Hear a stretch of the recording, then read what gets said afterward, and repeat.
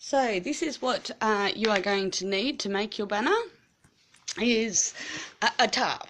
It doesn't matter whether you do it inside or outside. I am doing it inside just because I don't want dew and stuff to get it overnight because I'm doing it of an evening.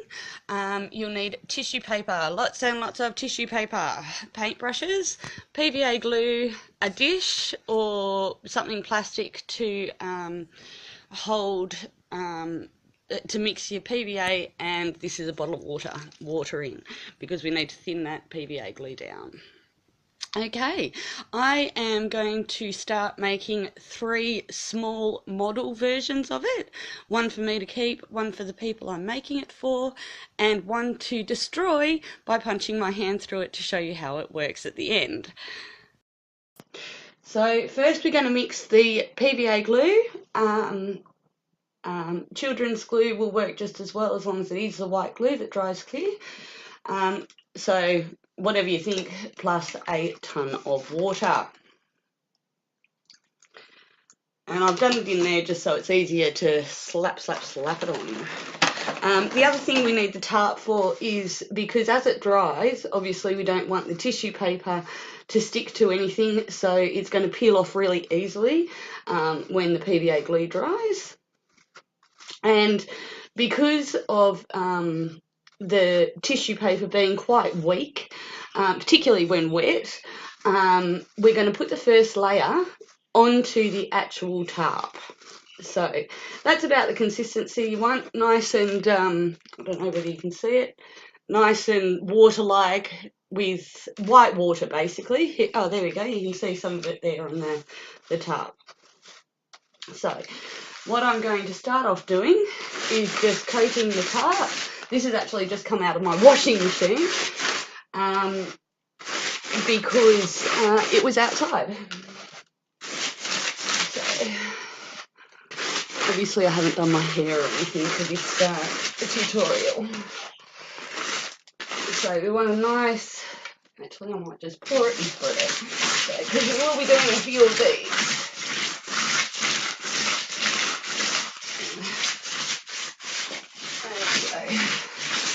And you'll need to mix glue as you go along, obviously.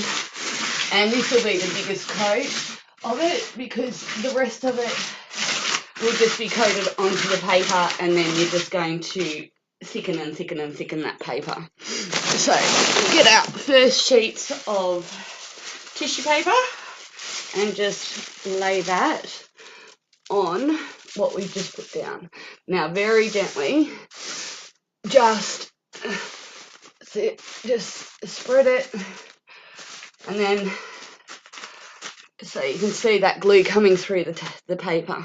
Because I'm doing 3 of them, I'm going to try and lay 3 out, but we may only be able to do 2 on this particular tarp, the way that it's set out.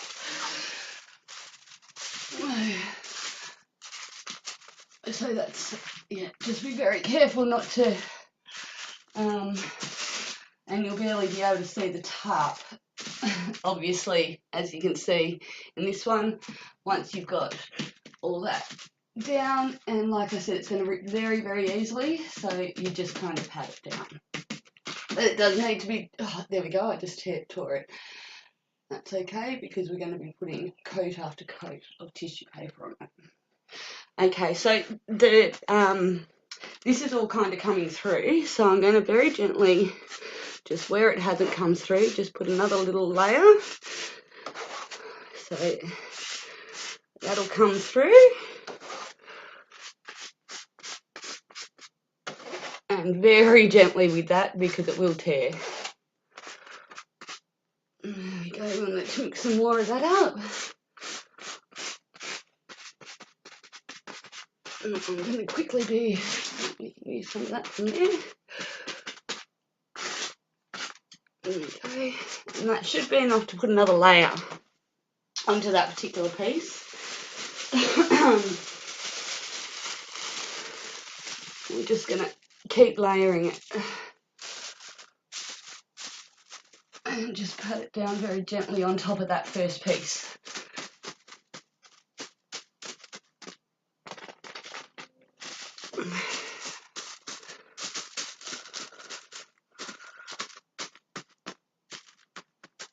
You may even want to maybe use a dry roller or something to do this, I don't know, but you'd have to be so gentle with it, which is why I'm choosing to do it with my hands.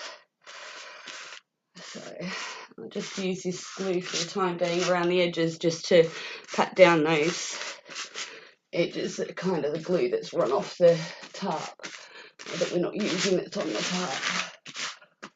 Okay,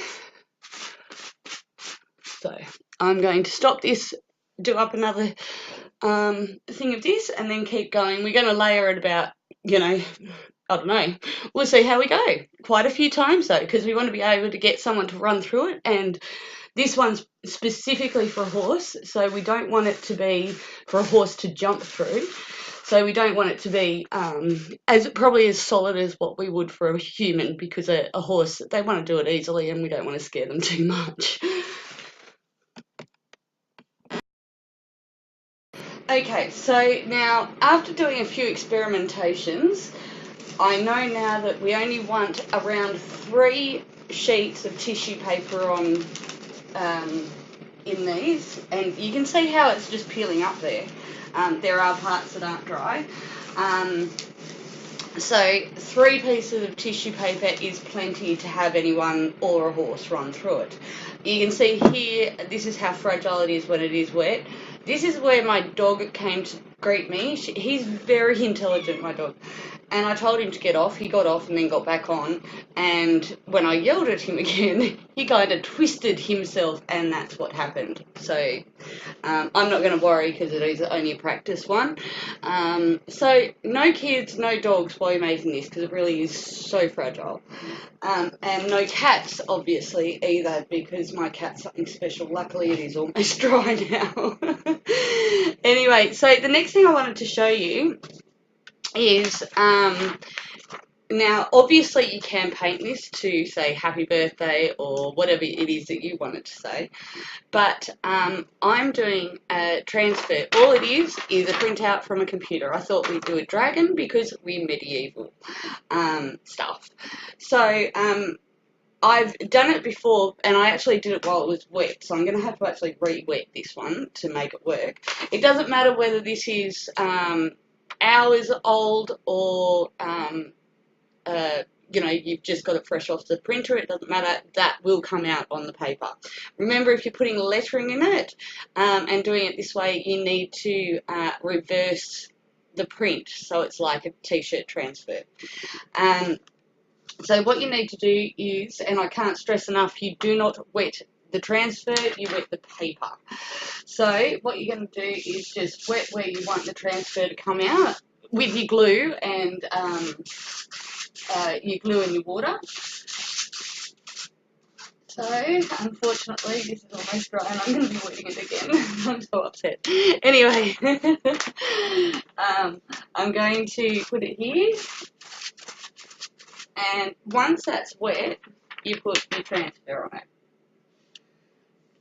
And you'll start seeing the colour come through from the transfer, and just rub it in. Down here I will put up a photo of how this is coming along. You can wet the back of it once it's on, and that will help the colour set through as well. So you don't want to remove this until you can actually see it coming up there. I know it's not a good picture, but you can see it, the colour coming through.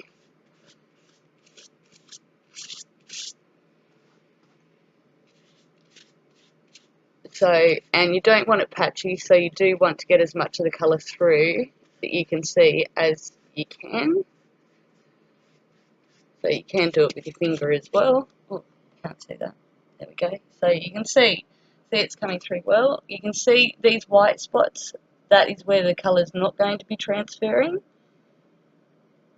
So you just rub it in. So, but that's looking pretty good. So I will now, and ta-da! That is how you can transfer a pattern.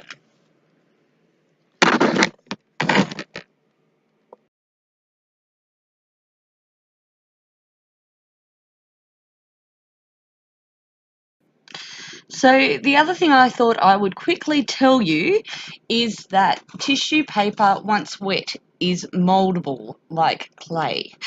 So if you wet it with a little bit of PVA and water, you can actually sculpt it. So you can just push it into scallops. This was just an experiment I did. I am in no way artistic in the way that I can mould or paint or anything like that. However, I did make this, which is where I got the idea on how to make these banners, quite a long time ago. So this is one of the things that I moulded from tissue paper, which are two baby angels, obviously, or maybe you can't tell, but that's how artistic I am. So you can see how easy it is to mould them into shapes. And these were meant to be curtains. As you can see, this is why I get my friend to do the art type stuff after I've made a base or sewn something because I can't draw or do this sort of art. So yeah, that's another good idea. However, just remember to keep your middle bits to 3 sheets.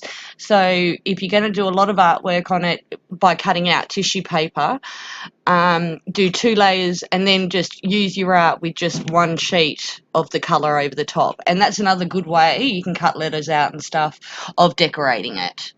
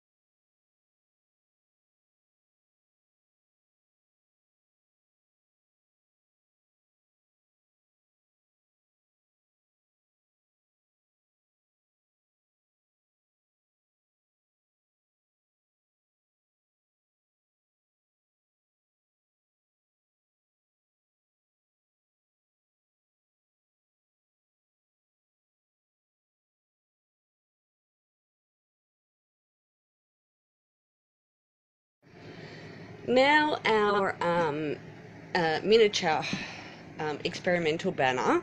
You can see it started to lift over here. It's almost dry, not quite, but you can see how easy it's going to slide off the plastic now. Because and this is why we always put it to plastic, otherwise it would stick to the carpet, the floor, or wherever you put it. So you always do it to plastic. Okay, it's not quite dry enough, but you can see it's going to come up very, very easily as it dries, and then I will be able to experiment and run through it.